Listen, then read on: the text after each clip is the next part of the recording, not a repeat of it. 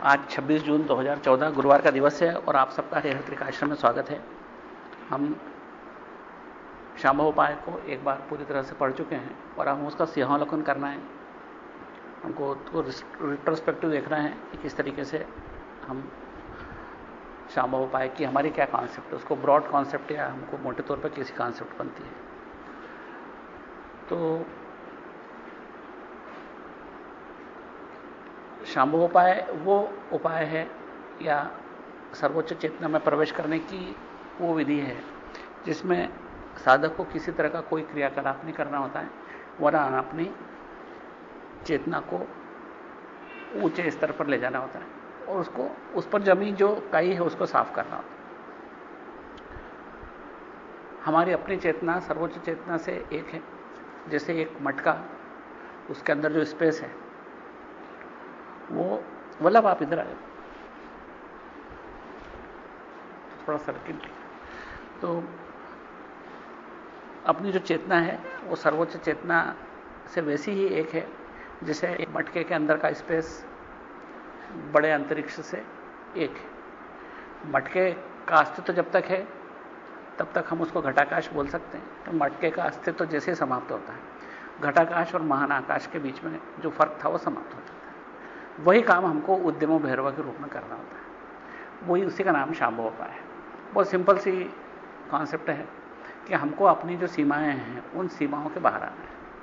हमारी सीमाएं आणवोपाय की वजह से हैं और वो सीमाओं में हम अपने आप को छोटा, दीनहीन, बूढ़ा, जैसा भी हो, हम अपनी सीमाओं की परिभाषाएं करते रहते हैं और हमारा पूरा जीवन सीमाओं की परिभाषा करते करते जाता है। मैं बीमार हूं, मैं दुबला हूं, मैं छोटा हूं, मैं ठीक ना हूं, असमर्थ हूं, अशक्त हूं, इस तरह। क्योंकि हम सतत अपनी पहचान अपने शरीर से करते हैं। तो इस पहचान से बड़ी एक जो पहचान है हमारी, जो महाआकाश वाली पहचान है, उस पहचान के लिए हमको अपनी इस सीमा के बाहर आना जरूरी है। और इस सीमा को बाहर आने के लिए ठीक वैसा ही प्रयास करना होता है जैसे घड़े को नष्ट किया और वैसे ही उसका और महान आकाश का जो फर्क है वो समाप्त हो गया।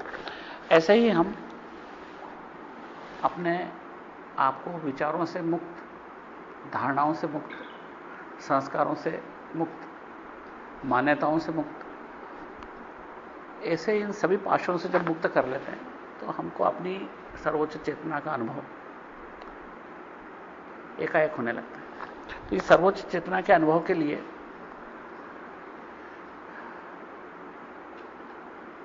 कोई विशेष अलग से प्रयास करने की जरूरत नहीं है, लेकिन हमको इसका सतत चिंतन करना जरूरी है कि मैं चेतन स्वरूप हूं और सब कुछ मेरा ही स्वरूप है।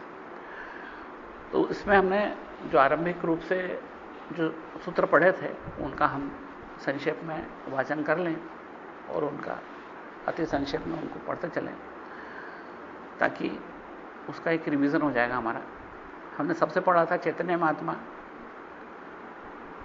यानी आत्मा का मतलब होता है वो उसकी वास्तविकता। जैसे कभी कभी अपन ऐसे कह सकते हैं कि इसमें जो है ना, वो जो चिप लगी है वो उसकी आत्मा है। एक इसमें एक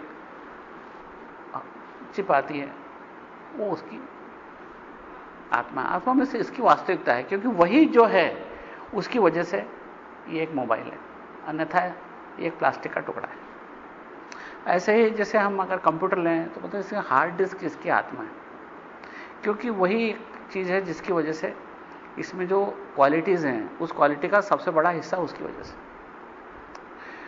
यानी आत्मा का मतलब होता है उसका सत्य, उसका स्वरूप या उसका वो हिस्सा जो उसका सबसे महत्वपूर्ण अंग है, इस साधारण भाषा में समझने के लिए। अन्यथा अंग कुछ नहीं, क्योंकि वो सर्वोच्च चेतना सब कुछ है।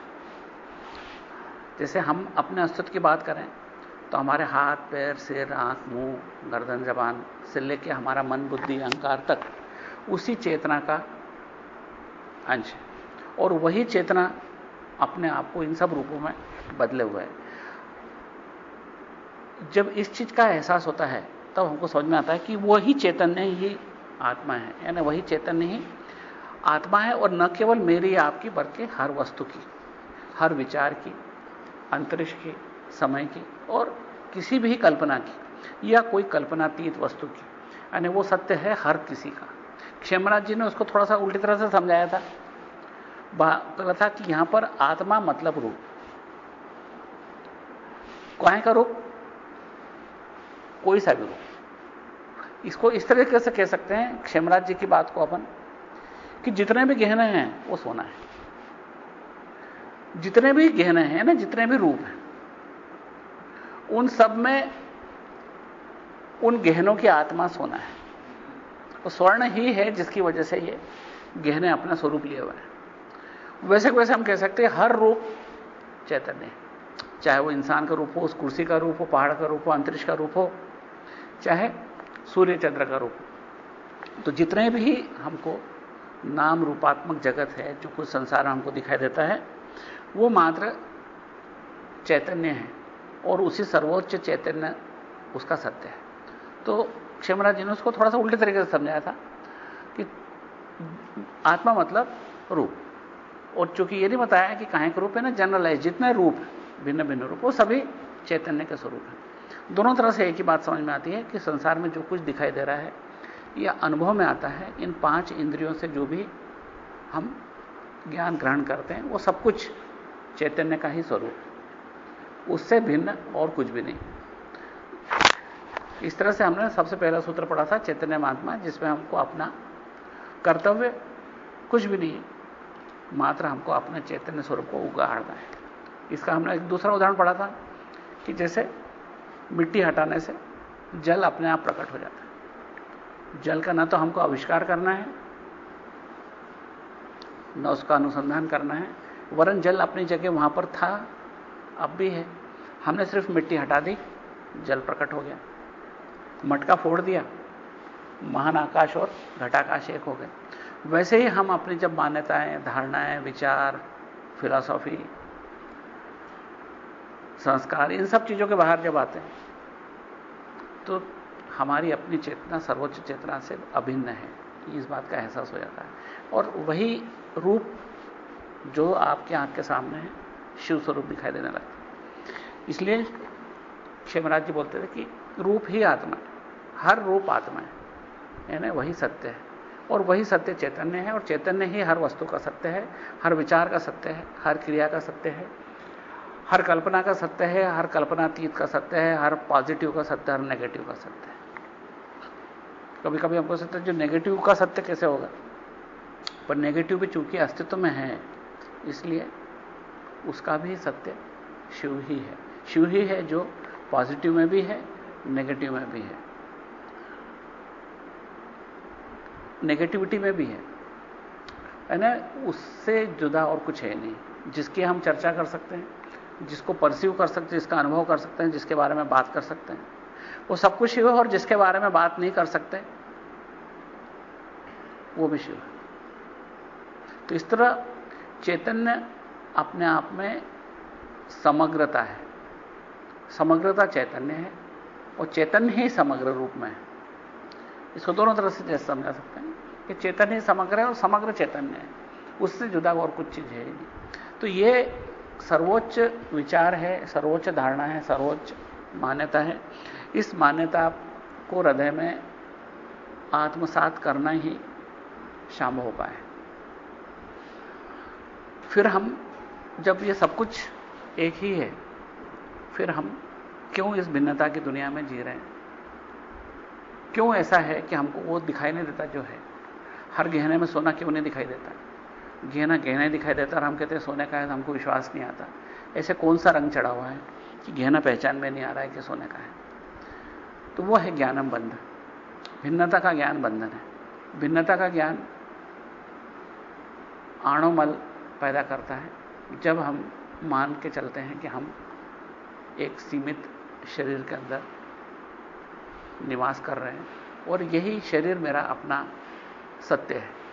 हम एक गलत अहंता लेके जीते हैं, अपने शरीर पर अहंता और इस संसार से दूरी, ये मेरा नहीं है। और इससे अलावा एक सीमित संसार बना जाते हैं, हम अपना एक संसार बना लेते हैं। ये मेरा मकान है, ये मेरी कुर्सी है, मेरा घर है, ये मेरी डिग्री है, मेरी अकल है। इस तरह हम एक अपने आसपास, इस शरीर के आसपास एक छोटा सा संसार और बना लेते हैं, जिस संसार में हम अहंता, झूठी अहंता बना लेते हैं कि मेरा घर, मेरी दुकान, मेरा व्यवसाय, मेरा बच्चा, मेरी पत्नी, मेरा घर। इस तरह हम एक झूठा आवरण अपने आसपास क्रिएट कर लेते हैं। यही कारण है आणवमल का। आणवमल में जब हम कहते हैं कि यह मेरा घर, मतलब दुनिया के करोड़ों घर को तुमने अलग कर दिया जो नहीं है तुम्हारे, और एक घर को आपका मान लिया। आपने एक बच्चे को अपना मान लिया, करोड़ों बच्चों को अपने से अलग कर दिया।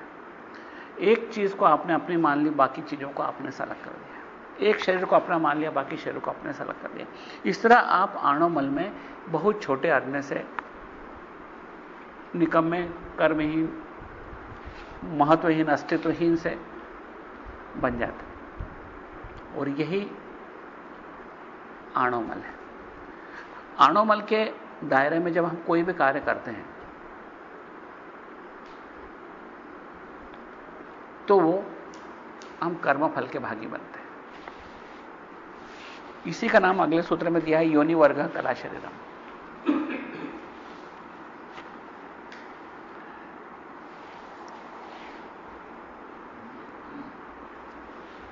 योनि वर्ग का मतलब है माई मन। जब हम कोई कार्य करते हैं तो भिन्नता के ज्ञान के दायरे में करते हैं।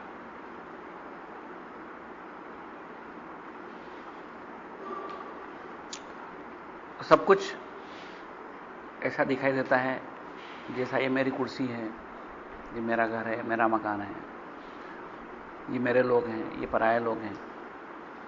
इस भिन्नता की जो नजर है, जिसमें हमको शिव दृष्टि हमारी छिप जाती है, वो माईमल है। क्यों? कि यही कारण है हमारे पुनर्जन्म का।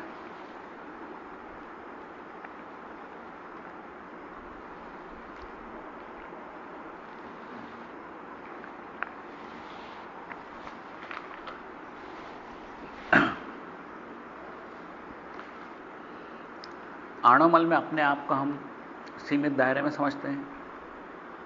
ये हमारे आंतरिक बात है।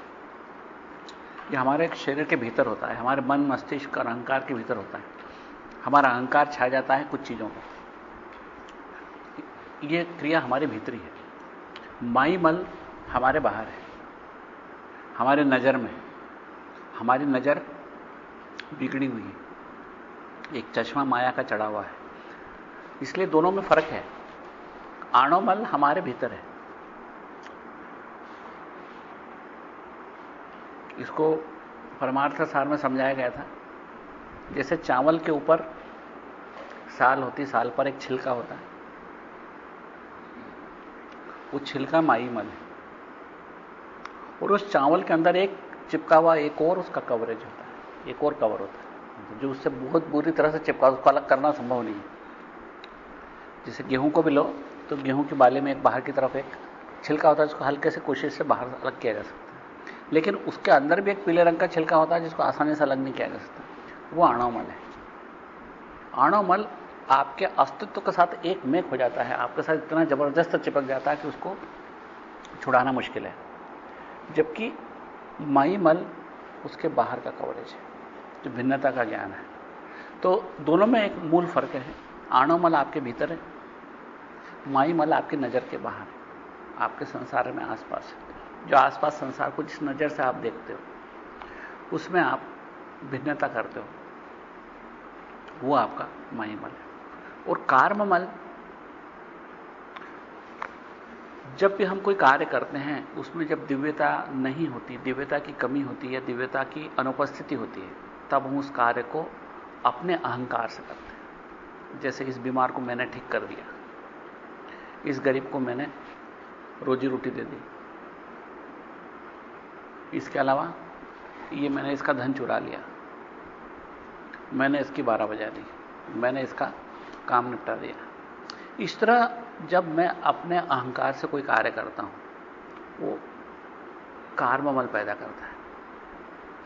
जब हम कुछ करते हैं, उस करने के पीछे एक भावना होती है। यही कारण है कि संत लोग कहते हैं किसी को कार्य करते हुए देख के कोई धारणा मत बनाओ। एक आदमी कंबल दे रहा है लोगों को, इसका ये कतई मतलब नहीं कि वो अच्छा कार्य कर रहा है। एक आदमी बुरा कार्य कर रहा है, आपके नजर में वो बुरा कार्य है, लेकिन कोई कतई जरूरी नहीं कि वो बुराई कर रहे हैं।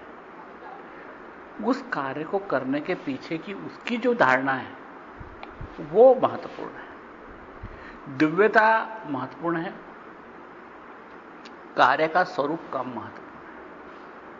कार्य का स्वरूप पाप या पुण्य दे सकता है, लेकिन दिव्यता उन दोनों से बचा सकती है।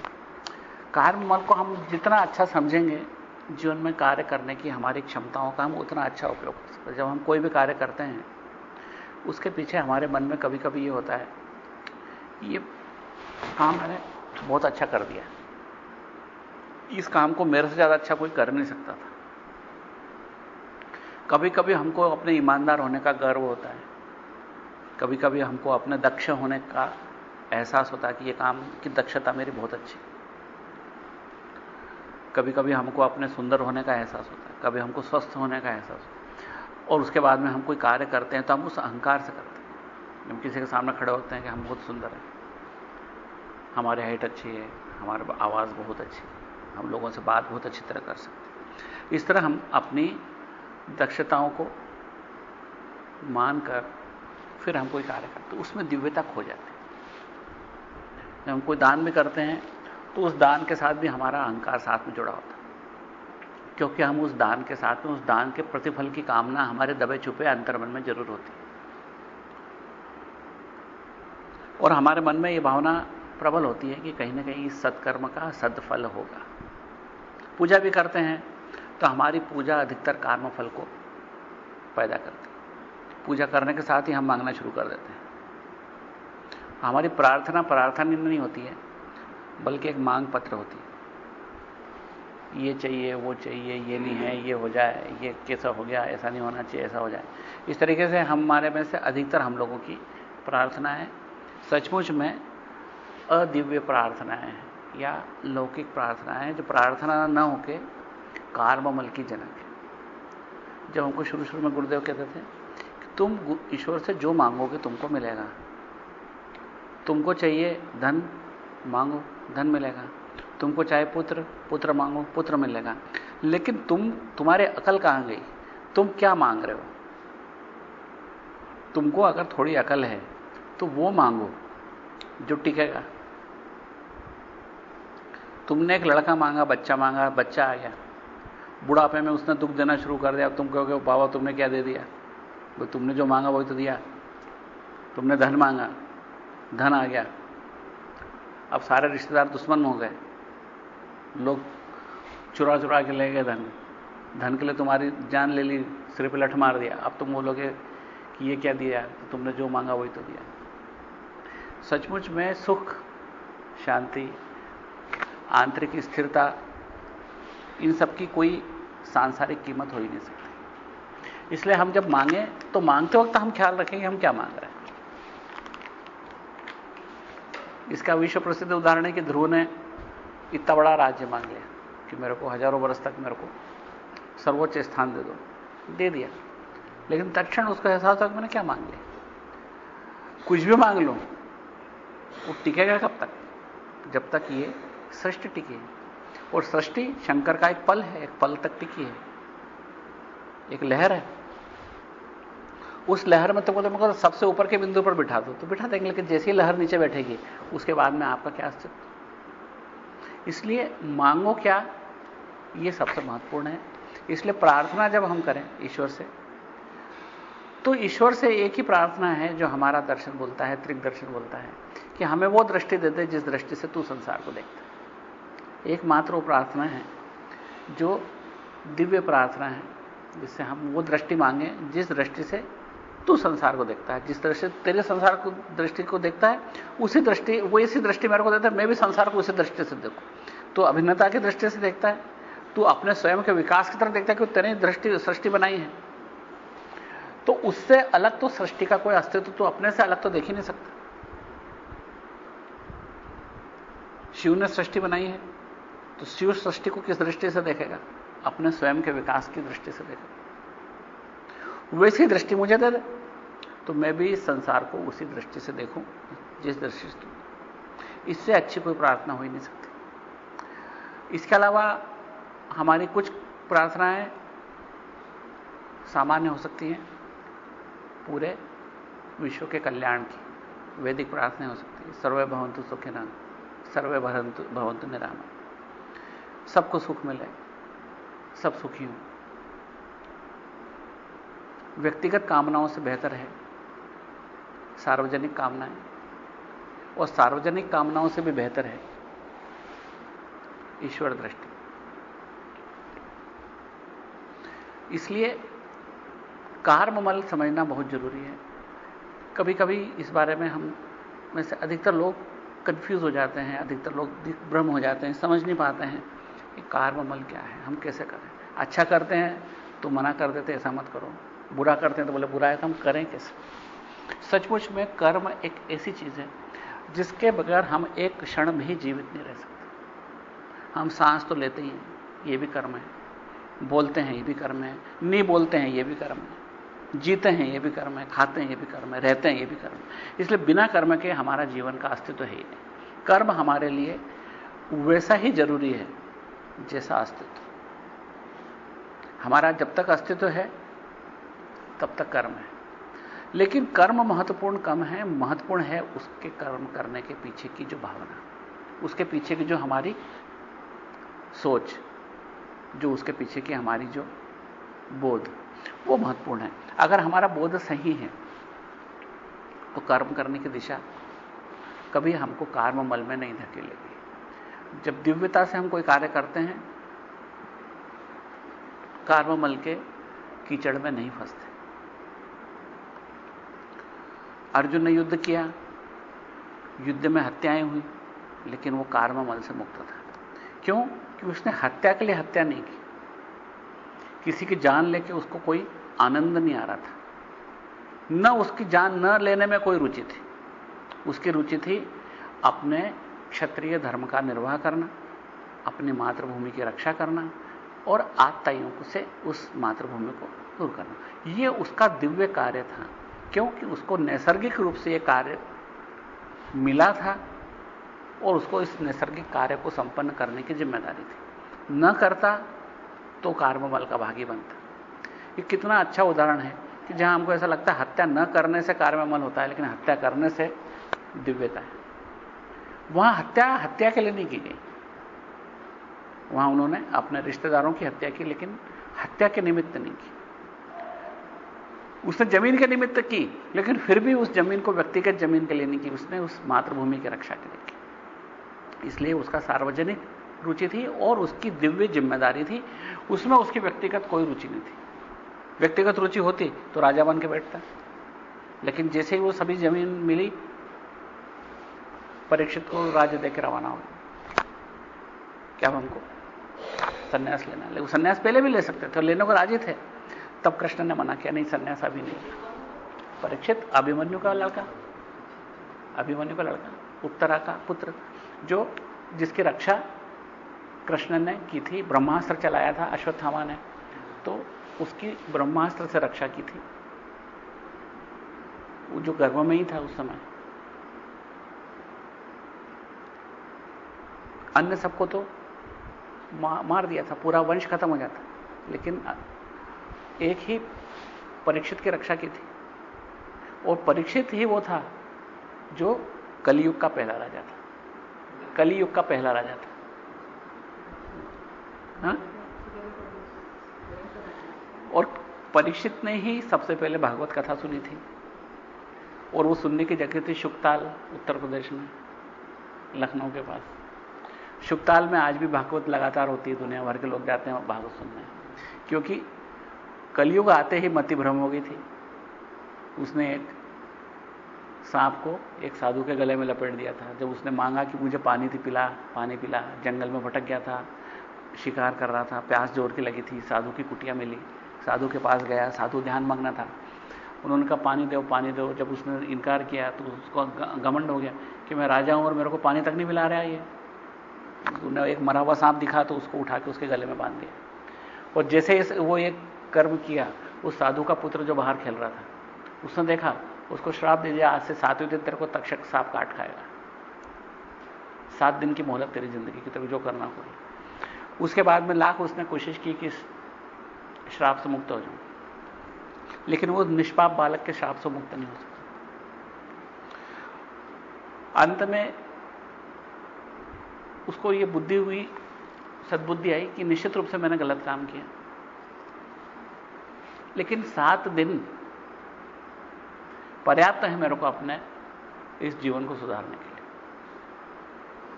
तब वो शुकदेव जी की शरण में गया। शुकदेव जी ने उसको भागवत कथा सुनाई, कृष्ण जी की कथा लीला सुनाई, और उस लीला को 7 दिन सुनने से उसके हृदय में जो भी थे संस्कार सब गलित हो गए, और उसको अपनी चेतना का एहसास हो गया, और अपनी दिव्यता का एहसास हो गया। वो समझ में आ गया कि मैं कौन हूं। उसके सारे कर्म जड़ सहित नष्ट हो गए। और 7वें दिन उसको तक्षक नाग ने काटा, लेकिन वो उसके पहले तैयार हो गया था कि लो काटो, क्योंकि उस वक्त वो मौत के लिए तैयार था। आज भी गुरुदेव वो बोलते हैं कि धार्मिक वो है जो प्रतिदिन मौत के लिए तैयार है, प्रतिदिन जो मृत्यु का इंतजार कर रहा है। मृत्यु आपका इंतजार कब करती है? जब आप उसके लिए तैयार नहीं हो। आप अगर तैयार हो तो आप मृत्यु का इंतजार करो। जैसे यहां पर आश्रम में अगर जो 8:30 बजे आ जाएगा, बाद में आने वालों का इंतजार करेगा। अगर वो आदमी मृत्यु के दरवाजे पर खड़ा होता जाके, भैया लो, तो फिर मृत्यु को इंतजार करना पड़ता है। वो इंतजार कर रहा है मृत्यु का। अब जब मौत का टाइम आ गया और तुम तैयार नहीं हो, तो फिर मृत्यु इंतजार करती कि चलो आ गया समय आपका। लेकिन दोनों में फर्क है। जहां हम जीवन मुक्त हुए, जहां हमको अपने सच्चे स्वरूप का बोध हुआ, उसी क्षण हम जीवन मुक्त हो जाते हैं। बाकी का जीवन नैसर्गिक प्राण संबंध है। एक सूत्र है इसमें जो आएगा, आगे आने वाला है, इसको हम पढ़ेंगे। नैसर्गिक प्राण संबंध। जिस वक्त हमारे हृदय में चेतना का अनुभव हो गया, सर्वोच्च चेतना, उसके बाद में हम कर्म फलों से मुक्त हो गए। अब कर्म अमल हम में नहीं हो गया, हमारे कार्य में दिव्यता आ गई, लेकिन उसके बावजूद हमारे जीवन के अंदर सांसें बाकी हैं अभी, पूर्व जन्म के कर्मों की, कि हमको इतना जीवन जीना ही जीना है।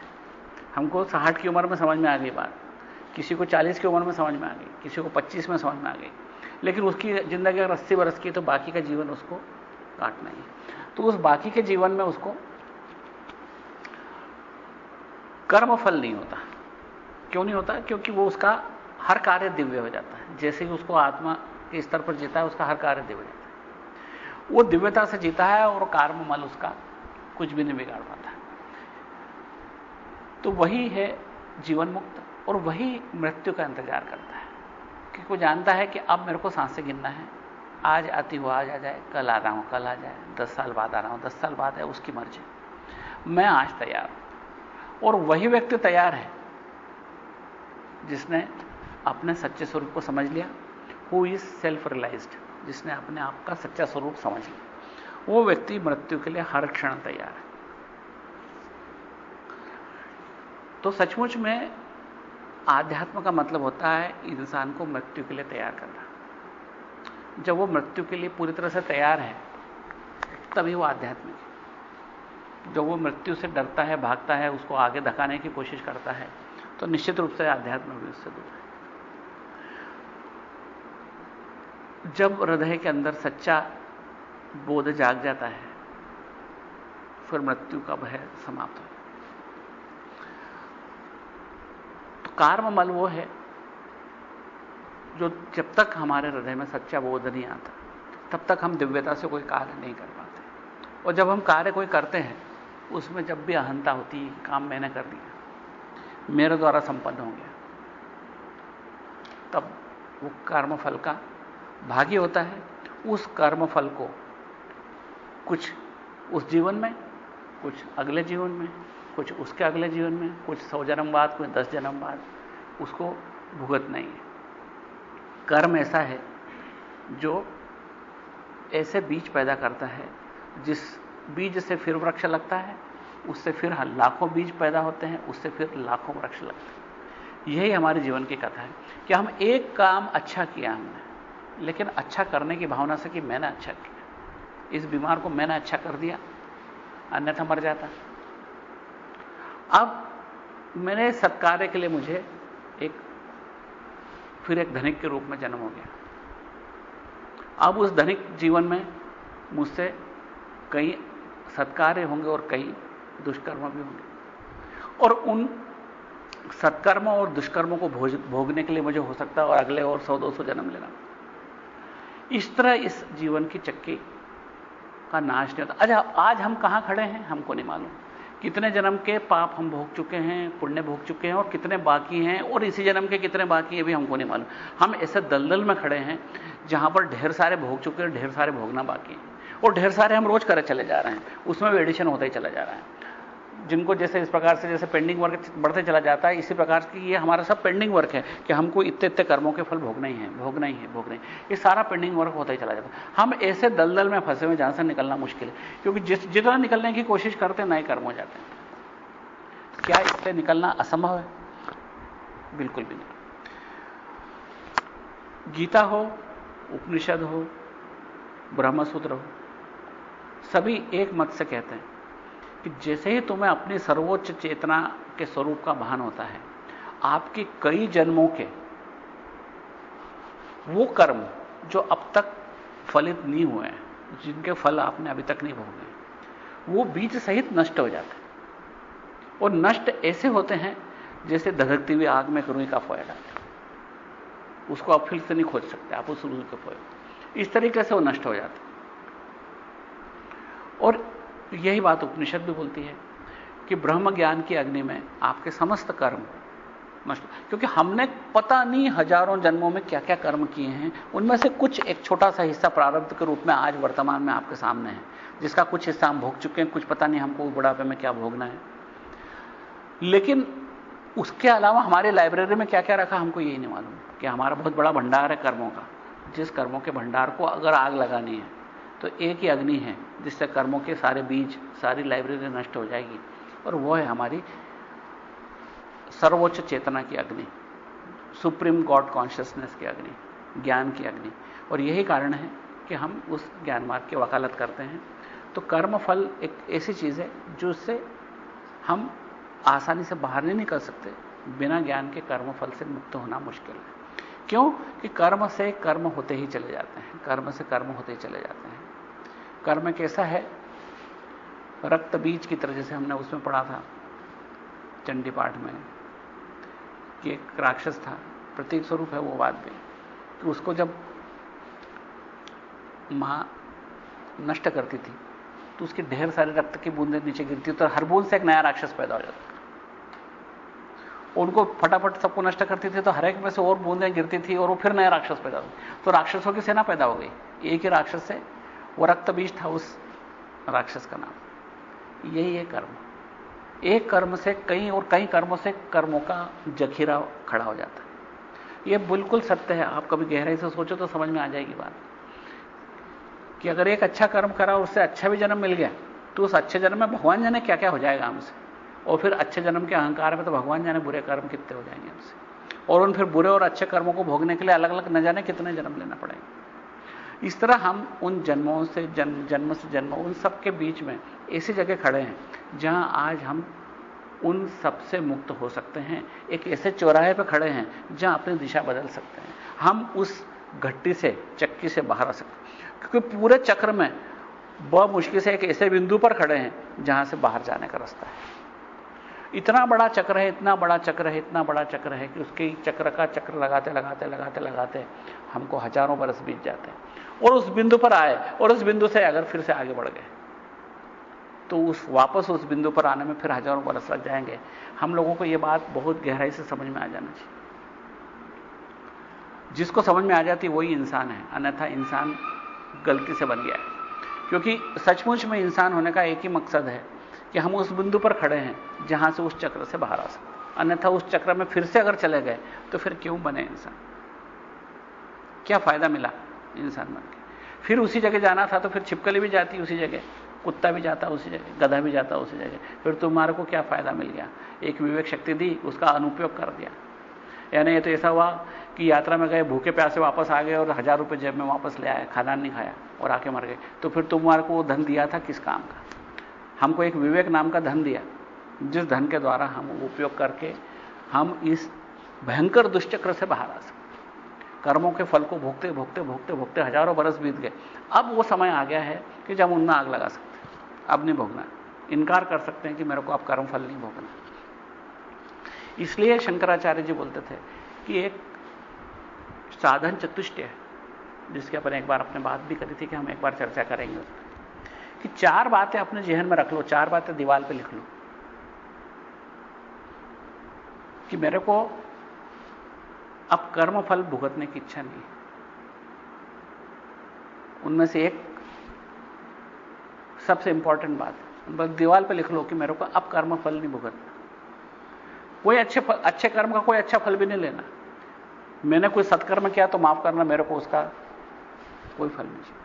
और मैंने दुष्कर्म किया तो माफ करना, मेरे को उसका भी अब फल नहीं चाहिए। कान पकड़ता हूं, गलती हो गई लेकिन अब नहीं करूंगा।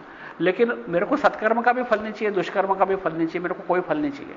मेरे को अपना विवेक जागृत करना है और अपनी चेतना से रिश्ता जोड़ना है और मेरे को इस चक्र से बाहर आना है। अपने ऐसे बिंदु पर खड़े, ऐसे चौराहे पर खड़े हैं जहां से किसी भी क्षण हम वापस फिसल के उस चक्र में घुस जाएंगे। जैसे ही मृत्यु आएगी, उस मृत्यु के क्षण आपकी चेतना, आपकी भावना, आपके विचार क्या मुक्त है? नहीं तो फिर आप चलिए, फिर वही लाखों जन्मों का फेरा है। लेकिन उसके पहले अगर आप इंतजार कर रहे हैं कि भैया आप कब मृत्यु आए और मेरे को इस चक्र के बाहर ले जाए, क्योंकि हम उस चक्र से अलग जाके खड़े हो गए। अब हम इंतजार कर रहे हैं मुक्ति का। जैसे ही वो मुक्ति मिलती है इस शरीर से, वो मेरी स्थायी मुक्ति हो जाएगी, क्योंकि अंतिम बंधन अब शरीर करेगा। उसी का नाम है नैसर्गिक प्राण संबंध, जो कुदरती रूप से या मेरे प्रारब्ध कर्मों की वजह से प्राणों से शरीर का जो संबंध है, वो जब तक है तब तक मेरे को इसको निभाना है। लेकिन जैसे ही ये प्राण संबंध छूटता है तो मेरा इस दुष्चक्र से भी संबंध छूट जाएगा। मैं बाहर आके खड़ा हूं, इंतजार कर रहा हूं कि कब मृत्यु मेरा वरण करे और कब मेरे प्राण हरे, ताकि मैं इस चक्र से बाहर आ जाऊं। उसी का नाम है जीवन मुक्ति। वही व्यक्ति जीवन मुक्त है जो जीते जी अपने सच्चे स्वरूप को पहचान ले और बाहर आके खड़ा हो जाए और इंतजार करे मृत्यु का। मृत्यु उसका इंतजार नहीं करे, अन्यथा मृत्यु उसका इंतजार करती कि कब इसको दुष्चक्र में वापस डाल दो। इसलिए योनि वर्ग कला शरीरम बेहद महत्वपूर्ण सूत्र है। हमको यह समझा देता है कि कहां हम गलती करते हैं। हर कर्म करने के पीछे जो भावना है वो हमको समझा देता है। फिर उसके आगे उसने बताया ज्ञान अधिष्ठानम मात्र का। हम बेवकूफ क्यों बन जाते हैं, उल्लू क्यों बन जाते हैं, विवेक शक्ति का उपयोग क्यों नहीं करते, जेब में से वो पैसे बाहर क्यों नहीं निकालते जो हमारे पास हैं, जो हमारी प्रॉपर्टी है, जो हमारा अधिकार है। हम उसके द्वारा उस धन का उपयोग कर सकते हैं। विवेक नाम का धन है हमारे पास, उस धन का हम उपयोग क्यों नहीं करते? क्यों कि मात्रा का आपको धन का उपयोग करने नहीं देती। मात्रा का क्या है? जैसे हमने पढ़ा, creative wave of the consciousness, चेतना के समुद्र में जो ऊपर उठने वाली लहर है। पिछली बार अपन ने पढ़ा था महारथानुसंधानान मंत्र वीर्यानुभव। महारथ यानी इस महान चेतना के समुद्र में लहरें हैं। एक लहर का नाम है भारत देश, तो एक लहर का नाम है अमेरिका, तो एक लहर का नाम है रामलाल, तो एक लहर का नाम है श्यामलाल, एक लहर का नाम है एक लहर का नाम है दो, एक लहर का नाम है उसके जितने संसार में जितने नाम हैं, जितने रूप हैं, वो सब उस चेतना के समुद्र में लहर है। और वो लहर उठी है तो उसको उठाने का काम किया है मात्रका ने। और वो लहर अपने आप जब वापस बैठ जाती है तो उसको नीचे वापस विलीन करने का काम है मालिनी का। इसलिए मात्रका और मालिनी दोनों स्वतंत्र शक्ति की वो दो हिस्से हैं। एक है क्रिएटिव पावर, दूसरा है डिस्ट्रक्टिव पावर। जिसको हम कहते हैं कि शिव के जो 5 कार्य हैं, उसमें जो क्रिएशन किया और क्रिएशन की दिशा में आपको उस चेतना के समुद्र से ऊपर उठा के दूर किया, यह काम था मातृका का। मातृका ने उस चेतना के समुद्र से आपको दूर किया, और वही मातृका आपको समय से पहले विलीन होने से रोकती। वो बोलती है कि जब सब कुछ विलीन होगा तब तुम भी विलीन हो जाना, अभी तो इस खेल के हिस्से बने रहो। लेकिन योगी बोलता है नहीं, मेरे को तुम्हारी चाल समझ में आ गई, मेरे को इस खेल में अब और दुख नहीं उठाना, मेरे को उस महारथ का हिस्सा बनना है और इससे मुझे कोई भी नहीं रोक सकता। और जैसे ही वो ये निश्चय करता है तो वो शक्ति जो उसको दूर ले जा रही थी, केंद्र से दूर ले जा रही थी, महारथ से दूर ले जा रही थी, वही शक्ति अब उसको ससम्मान वापस केंद्र में लेके आती। इसी का नाम है शाक्तोपाय। इसलिए महारथानुसंधान मंत्र वीर्यानुभव एक कड़ी है, शांभवोपाय और शाक्तोपाय। हालांकि शांभवोपाय के अंतर्गत लिखी है, लेकिन सभी टिप्पणीकारों ने बोला कि यही शाक्तोपाय और शांभवोपाय के बीच की कड़ी है। ये ब्रिज है जो आपको एक तरफ बताता है शांभवोपाय का सर्वोच्च हिस्सा, तो दूसरी तरफ आपको शाक्तोपाय भी समझा देता है। यानी हम ध्यान भी करते हैं थोड़ी देर बैठ के, तो यही ध्यान होना चाहिए हमारा कि हम चेतना के समुद्र की एक लहर है, और जितने विचार हैं हमारे मन में आते हैं वो भी सब चेतना के समुद्र की लहरें, आते हैं चले जाते हैं, आते चले जाते हैं। और उन लहरों के बीच में जैसे ही वो जब नीचे चले जाते हैं तो क्या बचता है? वही चेतना। जैसे ऊपर आते हैं तो एक रूप, कहीं कुर्सी बन गई तो कहीं घड़ी बन गई, तो कोई इंसान बन गया, तो कोई गधा बन गया, कोई उल्लू बन गया, कहीं जमीन बन गई, कहीं तारे बन गए, सितारा। हर एक की अलग अलग, हर लहर की कोई अलग अलग आयु है। सूर्य की भी आयु है, चंद्र की भी आयु है, आपकी आयु, मेरी भी आयु, तिलंगे की, पतंगे की भी आयु है। तो हर चीज की एक आयु है, एक विचार की भी आयु है, एक क्षण की भी एक आयु है। तो हर चीज की एक आयु है, हर विचार की, हर समय की एक आयु है। तो उस आयु तक वो अपना वो स्वरूप धारता है, उसके बाद में वो वापस चलता है। तो यही मातृका और मालिनी का एक खेल है। और इन दो खेलों के बीच में जब मातृका अपना काम कर चुकी, मालिनी अपना काम कर चुकी, तो उन दोनों के बीच में एक संधि है, उस पर ध्यान केंद्रित करना ही शाक्तोपाय है। जिस समय वो लहर नीचे बैठ गई, फिर एक नई लहर के रूप में वो कुछ और बन के निकलती। हम कई बार अपन इन बात को, और जितनी बार समझेंगे उतनी बार कम है, क्योंकि उसका बोध तभी गहरा होता चला जाएगा कि एक सोना है, उसको पिघाला, एक गहना बनाया, फिर पिघाला, फिर दूसरा गहना बनाया। उस गहने की एक आयु है। कभी कभी उस गहने को आप 100 साल तक डब्बों में पड़ा रहता है या हाथ पांव में पड़ा रहता है, और कभी कभी मौका आता है कि साल भर बाद ही पसंद नहीं आया, दूसरा बन जाता है। कभी कभी बनाने के तुरंत बाद कारीगर कोई पसंद नहीं आया, फिर से बना दिया उसने। इसलिए हर एक की एक आयु। लेकिन इन सब के बीच में जब भी वो गहना गलाया जाता है तो फिर से सोना का रूप धार लेता है। इसलिए अगर हम उन दो गहनों के बीच में ध्यान केंद्रित करेंगे तो हमको स्वर्ण पर ध्यान केंद्रित हो जाएगा। ऐसी दो घटनाओं के बीच में ध्यान केंद्रित करेंगे, एक घटना घटी और दूसरी घटना उसी घटना से, उसी चेतन से बनी, उन दोनों के बीच में चेतन है। इस तरह हमने पिछली बार पढ़ा था कि चेतना के महासमुद्र में जो लहरें बनती हैं वही हमारा अस्तित्व है। और इस बीच में हम इनकार कर सकते हैं कि हम अब इस लहरों के खेल से मुक्त होकर हम महासमुद्र का रूप ले सकते हैं, और उसके लिए हमको इस कार्ममल की चालाकी समझना चाहिए। तो ज्ञान अधिष्ठानम मात्रका, जो भिन्नता का ज्ञान परोसती है, वह है हमारी इंद्रियां, और उस इंद्रियों के द्वारा जो हम ग्रहण करते हैं भिन्नता का ज्ञान, वो भिन्नता का ज्ञान परोसने वाली है जो आपको नशे में डाल देती है, वो है मात्रका। जो मात्रका आपको एक उस नशे में डाल देती है जिस नशे में आप उस बिंदु को भूल जाते हो जहां से आप अलग हो सकते हैं। क्यों? क्योंकि मात्रा की जिम्मेदारी एक ही है, इस संसार को चलाए रखने की, इस खेल को चलाए रखने की। शिव बोलता मुझे भुला दो कि मैं कौन हूं, और आप फिर उसी चक्र में आगे बढ़ जाता है और पीछे पछताते हैं। भागवत जी में लिखता है कि बच्चा जब फिर से योनि में आता है, पेट में आता है, तो पछताता है। जब उल्टा लटका होता है पेट में तो उसको सब स्मृति होती है कि मैंने क्या क्या कर्म किए, किस कर्म के अधीन मेरा ये जन्म हो रहा है, अब मेरे को क्या क्या भुगतना है। बहुत विलाप करता है, बहुत दुखी होता है। पढ़ना कभी, भागवत जी में लिखा है ये बात कि मां के पेट में बच्चा क्या विलाप करता है।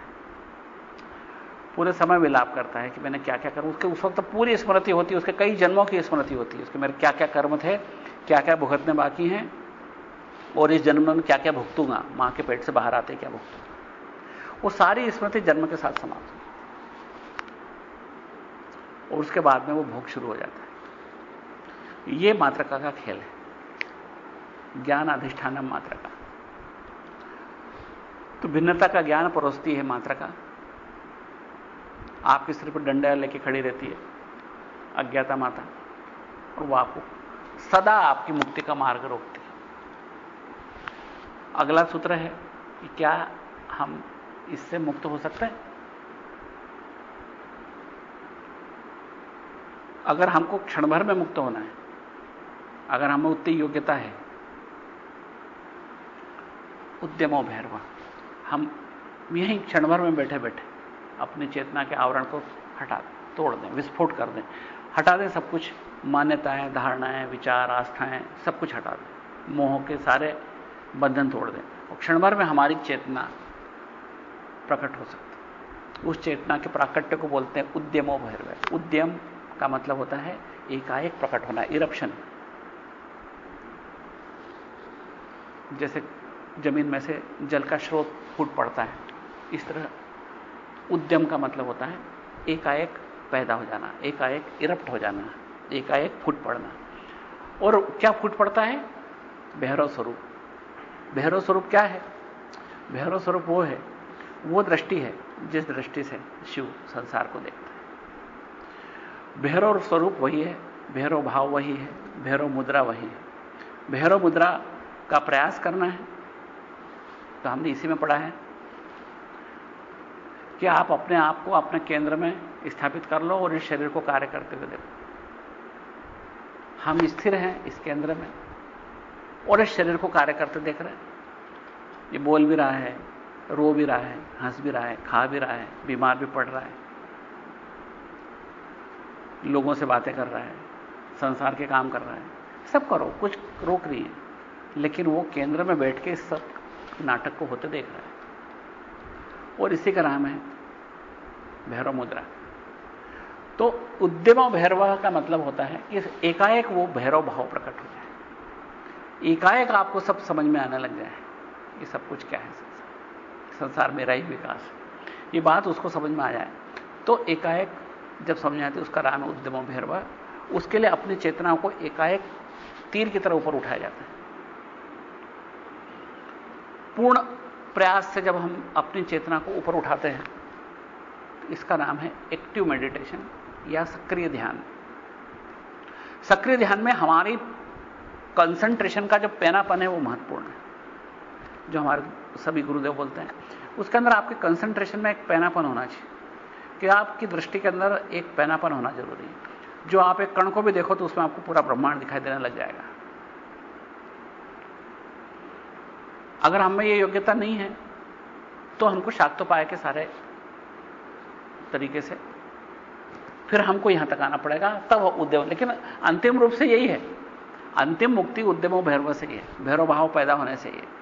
इसके सिवा कोई अंतिम मुक्ति नहीं है। लेकिन अंतिम मुक्ति की स्थिति आज आपकी नहीं है, तो उस स्थिति तक आप शांभव उपाय के द्वारा अपने आप को ला सकते हो। और जैसे ही करोगे फिर आपको समझ में आ जाएगा शाम कि चैतन्य में आत्मा क्या है, सब कुछ संसार क्या है। क्यों? कि भैरव दृष्टि फिर मिल जाएगी। भैरव दृष्टि क्या है? वही दृष्टि जिससे तू संसार को देखता है। वही हमारी प्रार्थना भी। तो हमने अभी पढ़ा चैतन्य आत्मा ज्ञानम बंधन योनि वर्ग कला शरीरम ज्ञान अधिष्ठान मात्रा का उद्यम भैरवा। इस तरह ये रिवीजन मैंने 5 सूत्रों का कर लिया। फिर हम अच्छी तरह से समझ लें अगले 1-2 मिनट में कि ये 3 जो आर्बिट्ररी क्लासिफिकेशन है, या मोटे तौर पर जो 3 बातें अलग अलग करी गई हैं, शाम्भोपाय, शाक्तोपाय और आणवोपाय, इसका बार बार दिमाग में स्थिरता से समझ आ जाना जरूरी है ना। शाम्भोपाय वो है जहां हम वहीं खड़े हैं जहां हमको जाना है, हम अपने टारगेट पर ही खड़े हैं, खाली हमको अपना टारगेट देखना है। जैसे कोई आपको पट्टी बांध के ले जाए दिल्ली में और मालूम पड़े कि दिल्ली में खड़े और दिल्ली तो जाना था, तो फिर कहीं जाना ही नहीं है, वहीं पर आप खड़े हो। तो आप आपके टारगेट पे खड़े हो, लेकिन अपने आप के स्वरूप को पहचानना है कि आप वास्तव में कहां खड़े हैं। आप जहां खड़े हो वहां उस जगह के बारे में आपको जानकारी लेना है खाली कि ये जहां जाना था वही तो है। हमको अपनी चेतना को पहचाना था और वास्तव में हम जिस जगह खड़े हैं वहां हमारी चेतना प्रबलता से आपको बता रही कि मैं कौन हूं। और सचमुच में कौन है ऐसा व्यक्ति जो आप स्वयं के अस्तित्व को इनकार करे। अगर आप कहते हो कि हां मैं तो हूं, इसका मतलब आप अपनी चेतना को स्वीकार कर। कोई मुर्दा तो नहीं बोलता कि मैं तो हूं, आप बोल रहे हो कि मैं तो हूं, यानी आप अपनी चेतना को स्वीकार करो।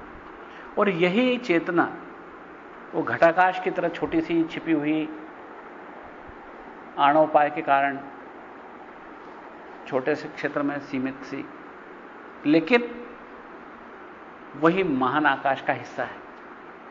बस ये बात समझ में आ जाती है जिस वक्त हम अपनी चेतना के सच्चे स्वरूप को जान लेते हैं। प्रतिभिज्ञा कहती है कि जानकारी भी पर्याप्त है, लेकिन इस जानकारी को जहन से जाने नहीं दें। प्रतिभिज्ञा का मतलब होता है सिर्फ जानकारी से मुक्ति। इससे ज्यादा गुरु कृपा क्या हो सकती है। आपको ये भी नहीं कह रहे हैं कि हाथ पैर लंबे करो, आंख मीचो, ऐसा बैठो, वैसा करो, माला जपो, पानी चढ़ो, किसी तरह का कोई नाक बंद करो, सांस लो, इधर उधर करो, कुछ भी नहीं बोल रहे हैं, कुछ भी नहीं करना है। आप वहीं हो जहां जाना है, तो फिर आपको क्या करना है? कुछ भी नहीं करना है।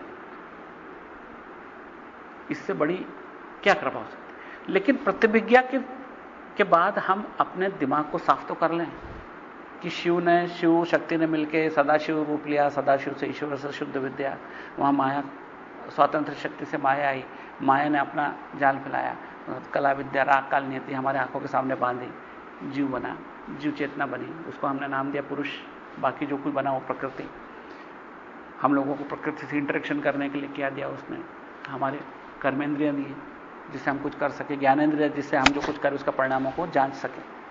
उसके बाद करने के लिए हमको एक प्लेग्राउंड बना दिया, 5 महाभूत कर्मेंद्रियों के लिए हमारे को फूड दिया, उनका नाम से 5 तन्मात्राएं जो इन कर्मेंद्रियों को, ज्ञानेंद्रियों को भोजन देती है।